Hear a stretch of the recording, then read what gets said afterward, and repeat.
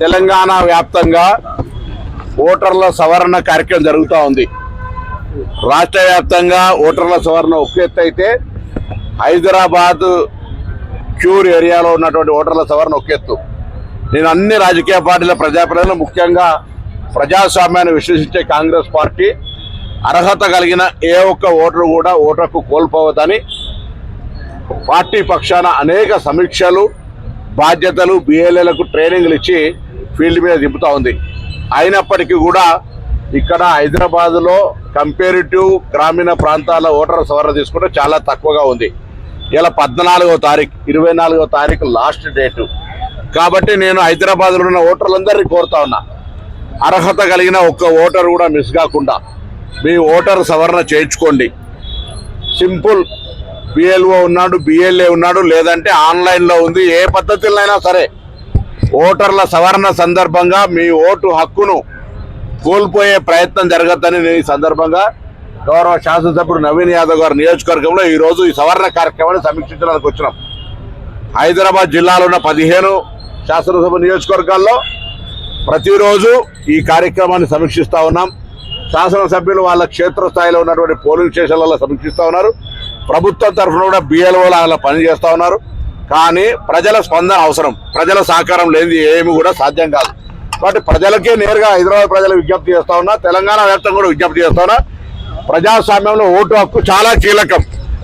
భవిష్యత్తు ప్రజాస్వామ్యాన్ని, రాజ్యాన్ని నిర్మించేటువంటి ఓటు హక్కు మీకు లేకపోతే అది పూర్తిగా మంచిది కాదు. కాబట్టి అధికారులు వచ్చినా రానుకున్నా మీకున్నటువంటి అన్ని అవకాశాలు వినియోగించుకొని ఒక్క ఓటు హక్కు మిస్ కాకుండా అర్హత కలిగిన ఓటు హక్కు. ఇవాళ ఇన్ని రేషన్ కార్డులు తీసుకుంటా ఉన్నారు, వీటన్నిటికీ ఇబ్బంది జరగదు. ఇందిరా ఇల్లు రేపు 1,00,000 ఇల్లు కట్టబోతా ఉన్నాం, 200 యూనిట్ల కరెంటు ఫ్రీ వస్తుంది. ఇవన్నీ మీకు అన్ని రేపు పొద్దున రేషన్ కార్డు లేకపోతే ఇవన్నీ రేపు ప్రూవ్కి ఇబ్బంది అవుతుంది. కాబట్టి అర్హత కలిగిన ఓటర్లందరూ తమ తమ యొక్క ఓటు హక్కును కోల్పోకుండా ఈ ప్రక్రియలో భాగస్వామ్యులు కావాలని తెలంగాణ ప్రభుత్వం పక్షాన, కాంగ్రెస్ పార్టీ పక్షాన విజ్ఞప్తి చేస్తాం. అటువంటి ఇప్పుడు ఇది డెమోక్రటిక్ ప్రజాస్వామ్యానికి సంబంధించిన పని. ఇటువంటి దాడులు వీడులు అనేటువంటి మూర్ఖత్వం.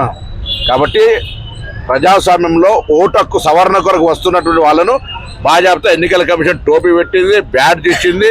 ఈ కార్యక్రమాలు జరుగుతున్నాయి కాబట్టి బ్యాగుతో సహా వాళ్ళకి రికగ్నిషన్ కొరకు ఇచ్చినారు. కాబట్టి వాళ్ళకి అందరూ సహకరించమని సందర్భంగా కోరుతాం. ప్రయత్నం చేస్తా ఉన్నాం. మేము కూడా పార్టీ తరఫున రిప్రజెంట్ చేసినాం.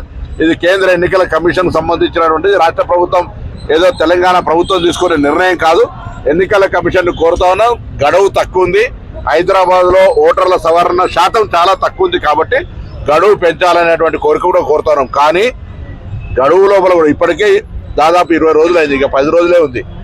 గడువు ఎంతున్నా లేకున్నా చేయాలనుకుంటే వెంటనే చేయడానికి అవకాశం ఉంది. గ్రామీణ ప్రాంతాల్లో 80, 90, 70% ఓటర్ల సవరణ జరిగింది, ఆన్లైన్ అయిపోయింది.